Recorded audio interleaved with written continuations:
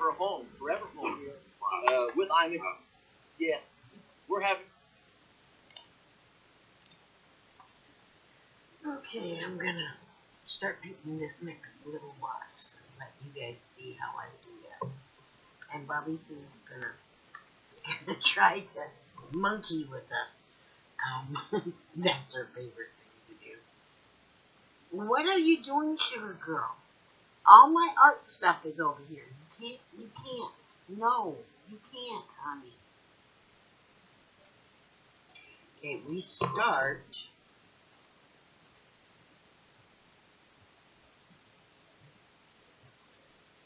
with a dark stem, which will basically be like the back branches. And you start with very thin amounts of, I can't get to the thin amounts of paint on them. As you see, I like some of it out first. And you just bring up a line, very thin line, and curve it around.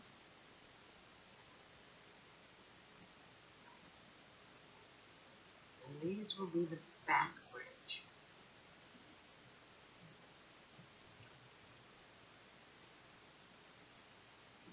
Curve it around.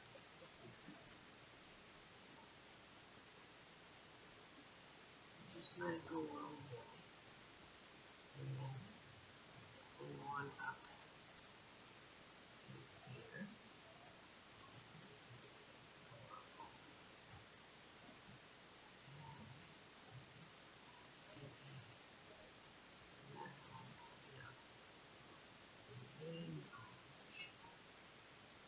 The brush is getting dry, so you need to dip it again. Just a little bit. You don't even need that much on it. Out.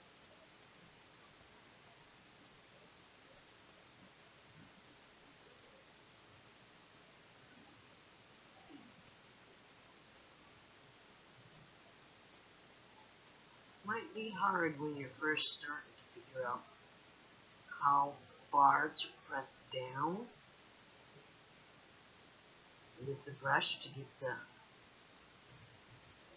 the right width of the branch. I'm barely even touching the ceramic. And I'll show you that on this lid. If I barely touch, that's why sometimes when you see me going like this, it looks like I'm not painting anything. It's because I'm trying to barely touch. Barely touch. If I go too fast and go like that, you see what happens? You end up with too thick of a line. So you want to just barely let that paint touch, the tip of the brush touch the surface. Now see, I went even lighter on that one. You can see how much thinner that line is. There's a itty bitty thin line, and then a little bit thicker, and then a really thick one because I just went in and went. And you can't do that when you're doing this kind of work. Now to do the leaves on this, it's just basically the same way. You just barely tip your tip in, and you just touch, press down, and pull up. And when you do, you kind of pull out a little bit so that the lighter portion of what you're pressing is on the outside. And you just put little dots like that. Little dots. And this is for doing miniature ones.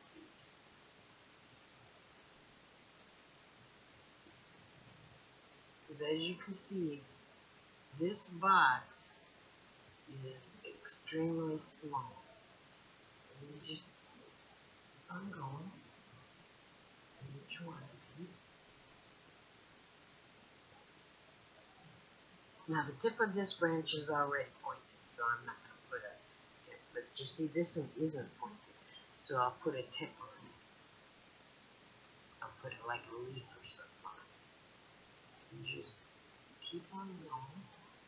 Do the same thing on the opposite side.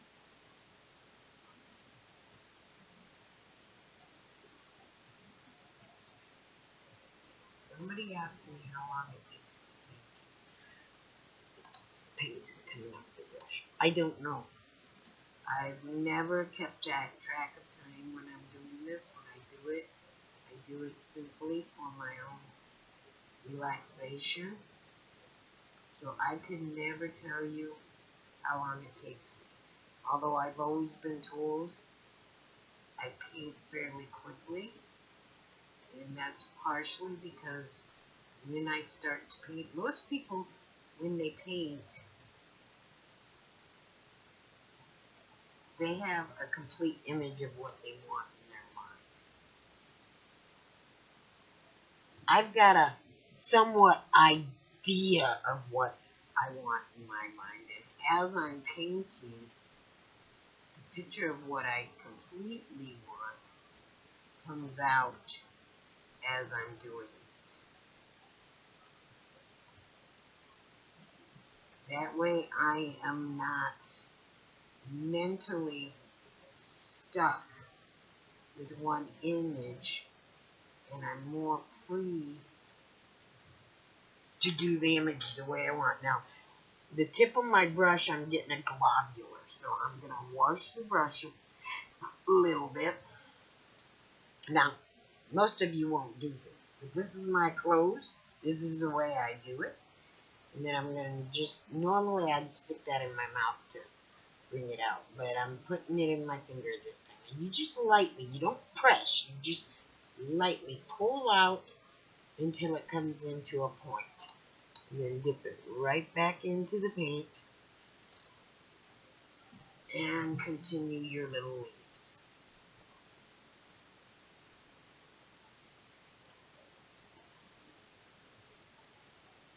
Usually those little globulars that I was getting is because there's impurities in the paint.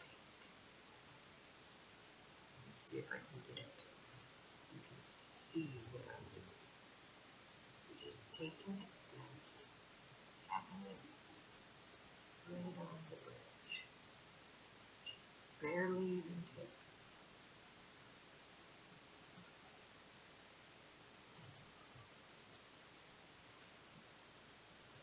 And as I said, these are the darker branches.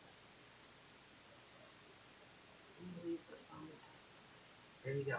These are the darker branches, which are usually the branches behind, you know, the ones that are shaded by the branches in the front. And so I make them darker. See them get darker.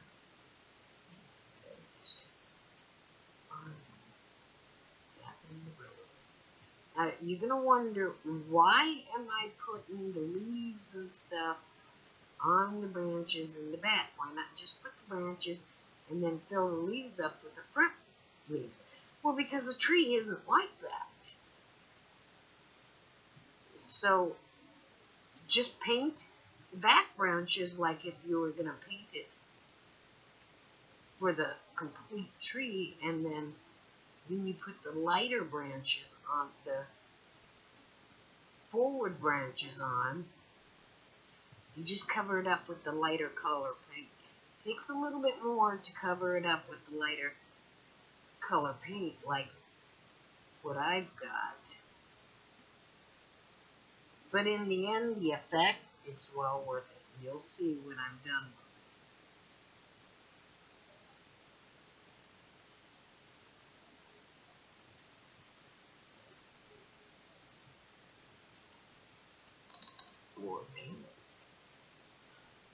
And as you can see, I'm just putting very, very little paint on this brush. Okay? And it's going, for the amount of picture that I'm painting, it's going a long, long way. And I mean, I am putting just the very, very tip of this brush into the paint.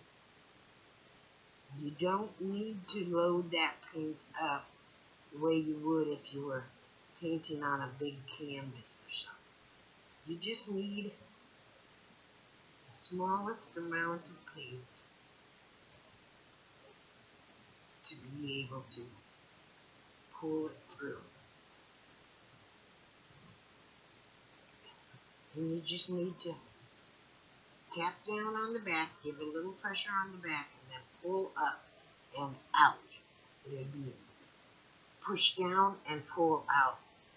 And if I could get it to do in a bigger fashion, I'm going to find it. See, in a bigger fashion, you push down like this, like that, and then pull it out like that. And you can see it gives a tip there. Like I said, you just push down like this and pull out like that. And then you get the little leaf tip. Push down, giving the little globular back there, and then pull out, giving the tip up here. But you're doing it on a micro level. Push and pull. Push and pull. So you're barely even pushing down.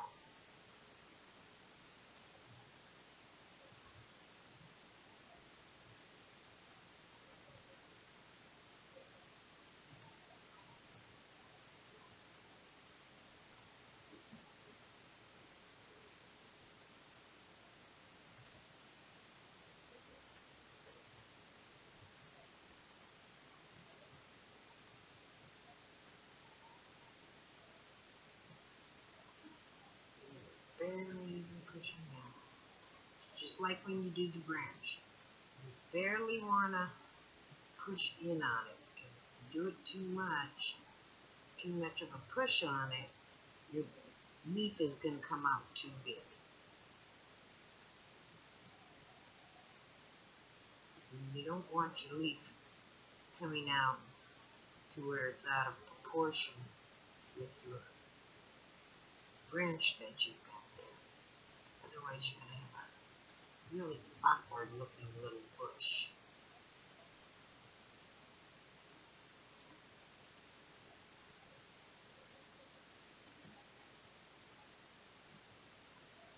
Oop, that might have been big, but that's alright. I'm going to leave it.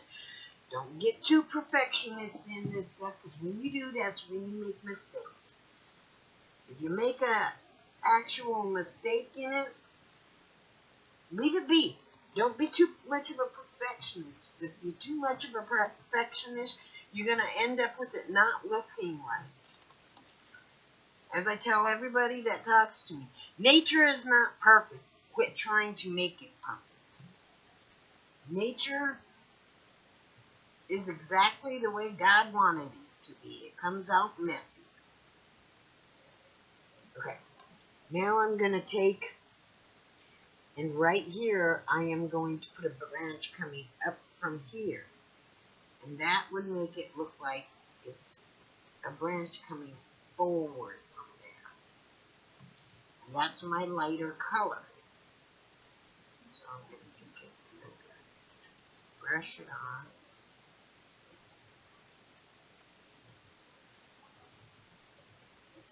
Very lightly. And I'm just going to let my hand go where it wants to go. I'm not going to force anything. If it wants to feel like it wants to bend to the left, bend it to the left. If it feels like it wants to go straight up, go straight up.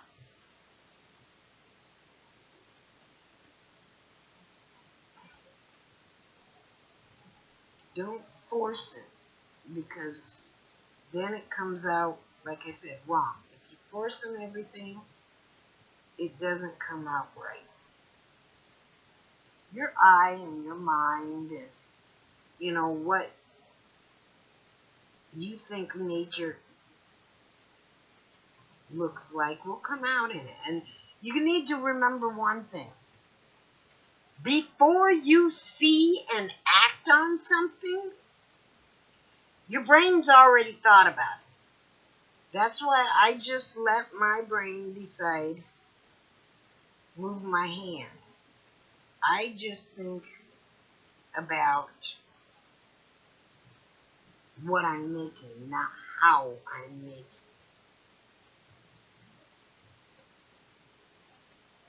Because your brain has already thought up 3 moves ahead of you before your hand can even make the move you want.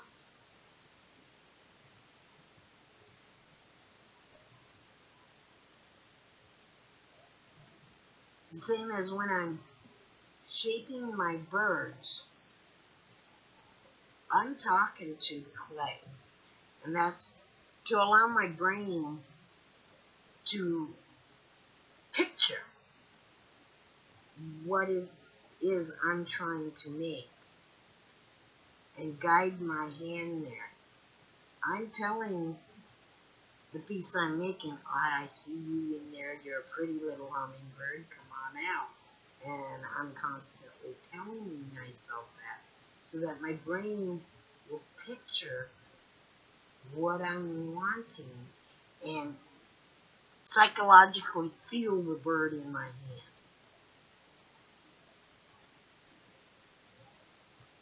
And people might think I'm crazy for that. And they go, what the world? You sound like a crazy woman talking to your clay. But I'm not really talking to my clay. I'm telling my mind to picture it. I'm telling my mind, take a look at this. This is what you want. This is what it feels like. This is what you're feeling. You're feeling a baby hummingbird. So my mind can then picture it and force my hand to feel what I'm feeling. If I went in and got the most recent hummingbird that I made, you'd see what I'm talking about. Now I'm going to bring one of the branches off of this back branch here. There. I'm going to bring one of the branches off of this back branch right here.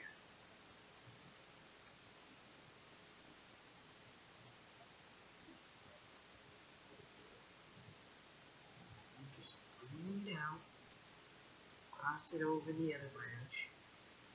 Oops. Oh, that started on weak on that one. That's sloppy. But like I said, leave it be. Don't try to force anything.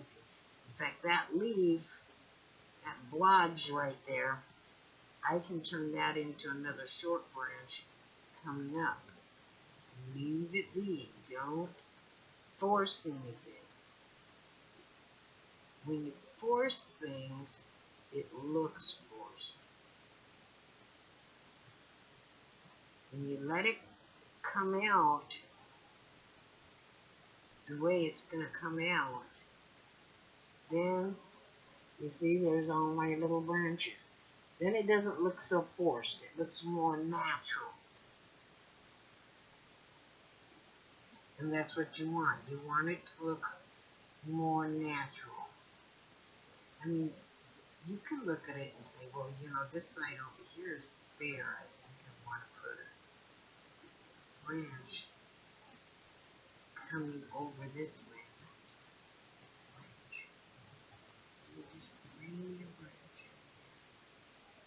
And don't worry about where you're going to want to put your little hummingbirds when you're done. Just worry about the branches right now. Don't worry about the hummingbirds. Branches are your first deal that you've got to deal with.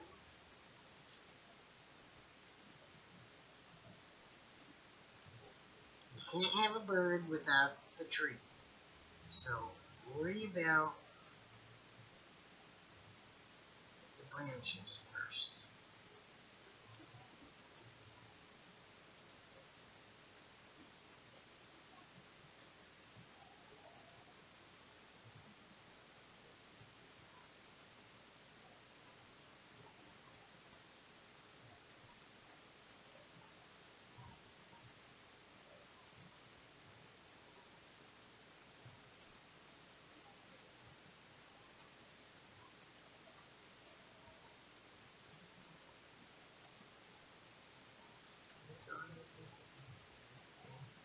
where you painted the green, you're gonna want to go over that so that it darkens in.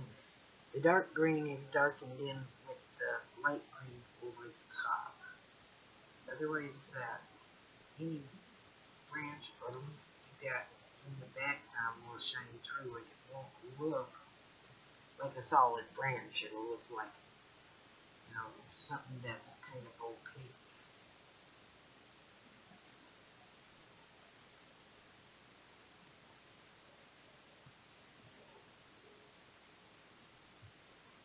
You want a solid branch, not something that's kind of wispy.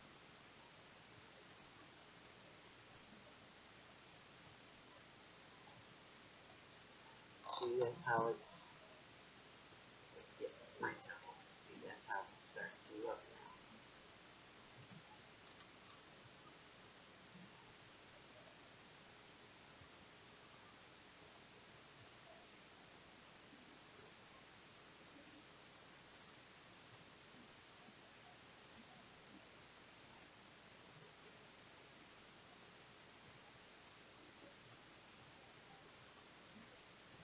Can't make something you can't imagine.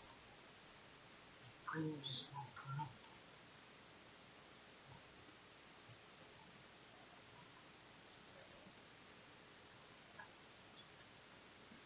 Like I said, that's alright, let the mistakes be.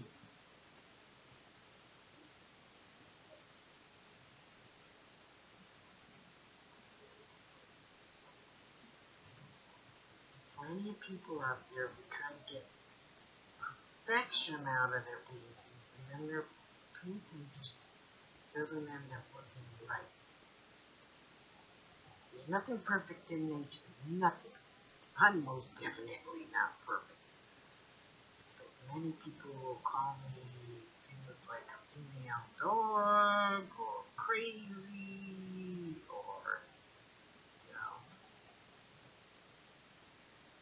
all kinds of things. That isn't so usual.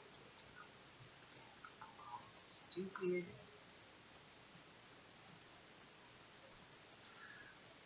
But I don't care, because God made me the imperfect me I am.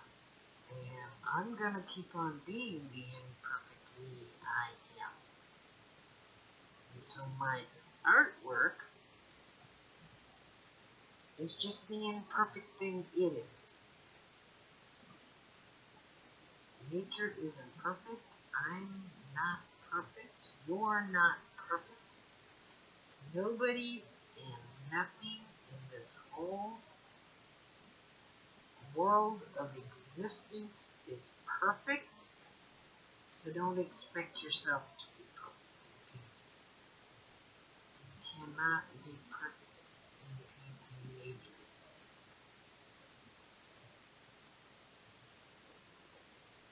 God's the one who made nature, and He didn't make it perfect.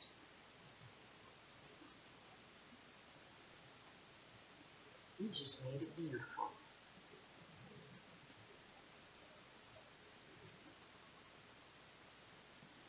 He probably painted the world the same way I paint His world. He just thought, okay, this is good here. Let's just let it come out and be what it's going to be. Sometimes outside forces might affect what it's going to be. The wind, in my case, I have one of the cats come up and bump me. It might affect the way my little imperfect world here is going to be. Just let it be. That's what it's going to be. You ask how it is I get so detailed, well, it's because, like I said, I do things imperfectly. My mind tells me what to do where. Don't argue with my mind.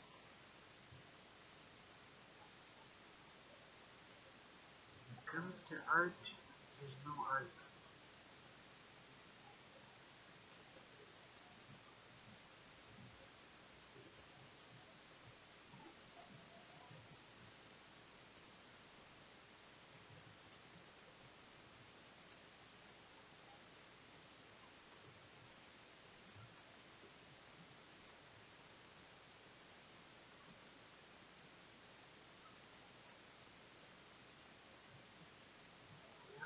to sometimes trust what our mind is trying to do. I mean, you know, there are people out there whose mind tells them to do things that are harmful, then no, don't trust it. But what your mind is telling you to do is not harmful, give it a try. You know, if it's something that you're looking at something and your mind is saying, you know, this would look good here, give it a try.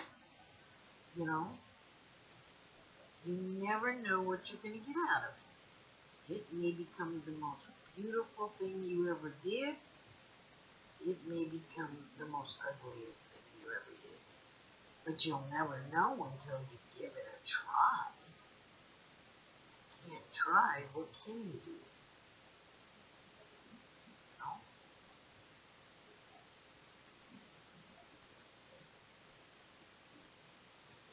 Sometimes I get my ideas out of the strangest places. I'll be looking at a piece of wood and I'll do what they call matrixing. And I might see a dog in the matrixing, or I might see an owl or a horse or whatever. My mind says, hey, you know, you can do that. I mean, look how simple that shape is. And that's how I started doing these hummingbirds. I was looking online at hummingbirds, and I seen one that was drawn, and I seen the shape it was, and I was like, you can do it. Come to find out later, that was actually a lesson on how to make hummingbirds, and I never even watched it. I just seen the hummingbird. And I said, wow, I could do that. See now? That's what it looks like finished. That's all my branches and stuff. Okay? So, now that part's done. Now, we need to figure out the birds. Now, I can either do the birds with the paint here, or I can do it with the pen. I'm not putting the pen on there yet until I see how dark this blue is, because I'm going to want a darker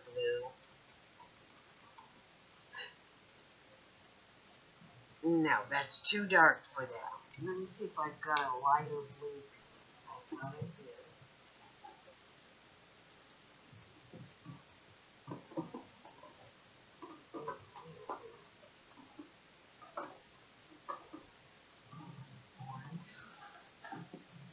It's easier to do the hummingbirds in the pen than it is to do it with the brush.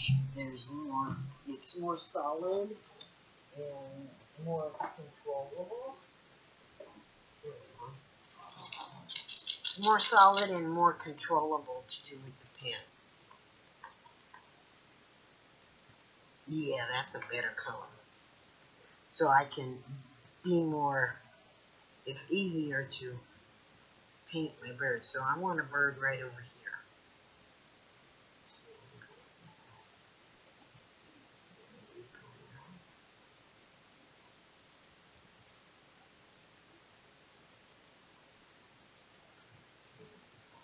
And after I'm done using the pen on it, I might even still use the paintbrush on it to put in the color a little bit better. The pen color might be too light. As you can see, the background of whatever it is I'm painting on here is coming through too easily. So, but this way, it gives me better control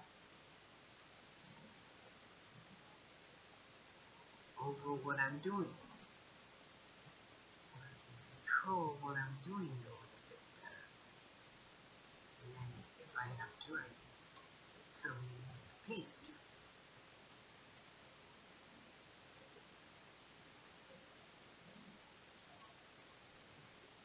It's not coloring in this spot. So then there's the start of one little hummingbird. That's just the top of his head. his tail and his wing. Okay. Now, that bird's got to have a beak. He's got to have a beak on the bird. What's the beak without a beak?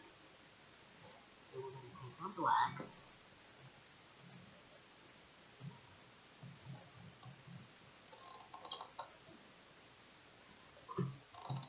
Very dark green before it gets too dark.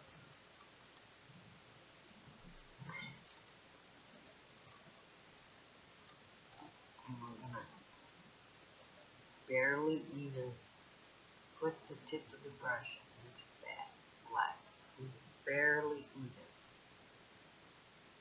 And then we're going to take, we're going to come out from where the face is, out where the barely touch it again, and pull out the shaft, get our tip.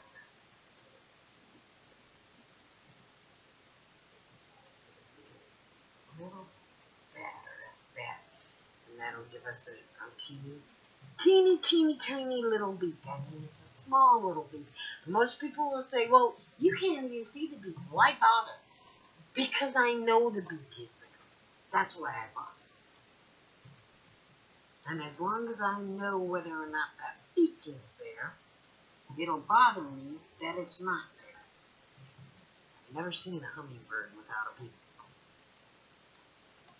And then we'll do the bottom of the chin. Well,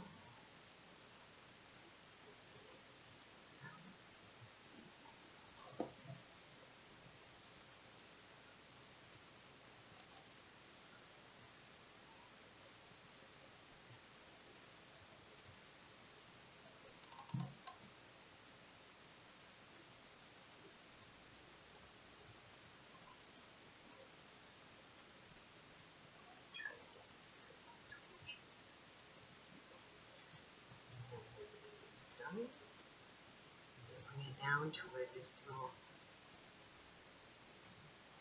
spot is right there.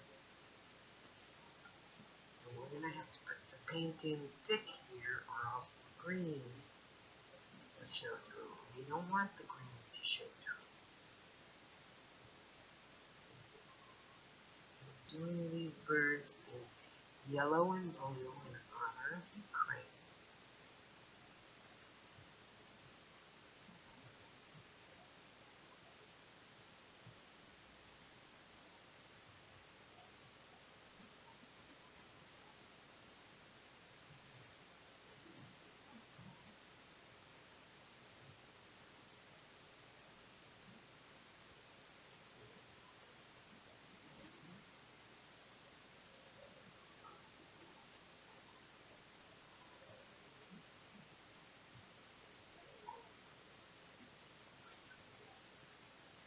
Okay.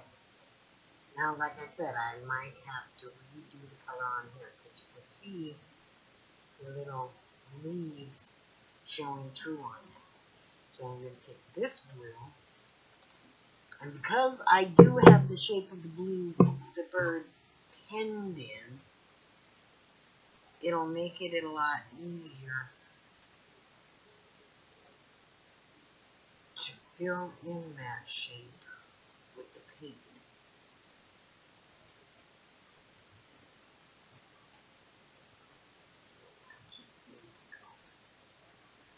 Over the blue that I've already got on there, paint. There we go. Now, when I'm done painting this, I will clear coat it, but after 24 hours, I will turn on my oven, and I'll have to look at what the temperature is, but I do believe it's like at 300. I don't know. I'll have to look.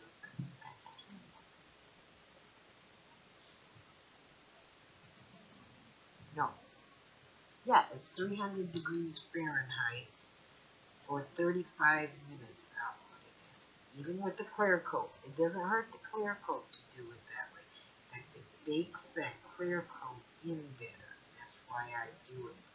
First time I did it, it was kind of a mistake in doing it. I forgot that I had clear coated it, but it turned out perfect, and it made that clear coat really solid on the piece I was doing, so I kept it. It is the same color.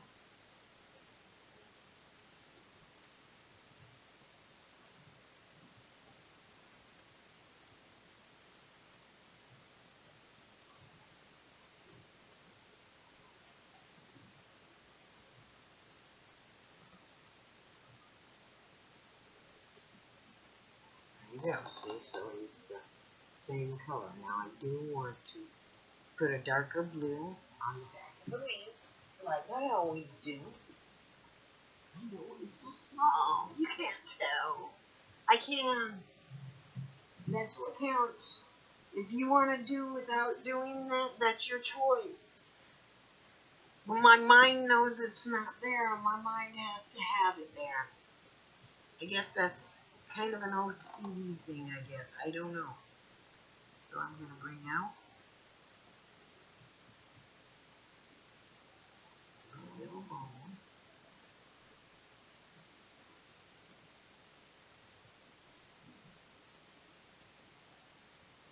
People ask me, how can I do this stuff so small and detailed? How can I not? How can you not do it the way that it should be done? You know? How can you not put in the definition of the wing bone? How can you not define between the two wings? Okay, now because the tummy's yellow, I'm going to do the color on the back of the wings yellow. Now I flatten my brush out a little bit so that when I do it, I just flop, flop, and just flop in quite a bit of yellow on there. Just using the tip of the brush. Just go in there. So it's the very tip of the wing.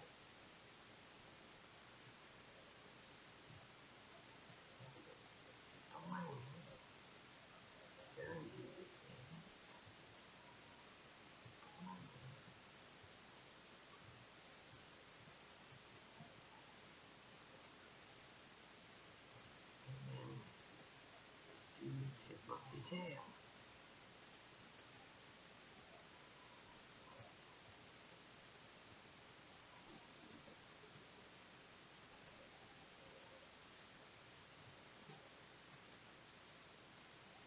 There you go.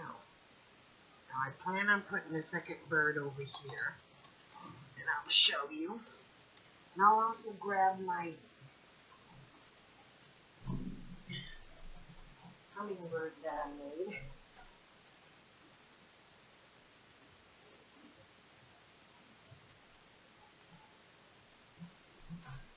Okay.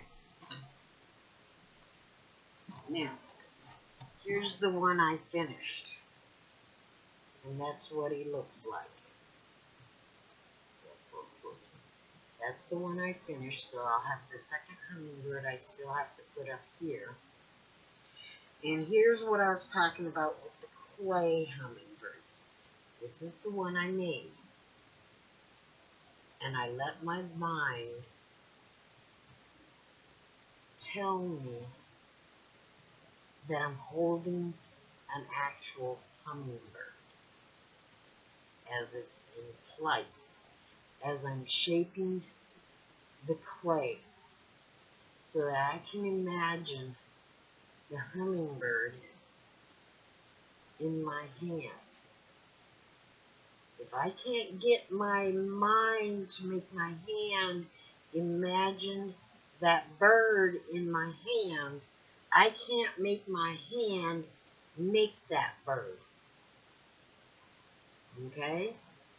So that's why I say, don't be ashamed to talk to your artwork, because all you're doing is telling your mind to see it the way it should be. Whether you want to see it in a picture or whether you want to see it as holding it in your hand. Your mind needs to know what it feels like in your hand to know how to shape it. If it can't tell what it feels like in your hand, it can't shape it. So there's how I do my art, and how long it takes, I don't know. I can't tell you how long this took until after 41 minutes and 15 seconds to do that. So about an hour for just one bird in the bush, and I still have another bird to do. So that give you any idea.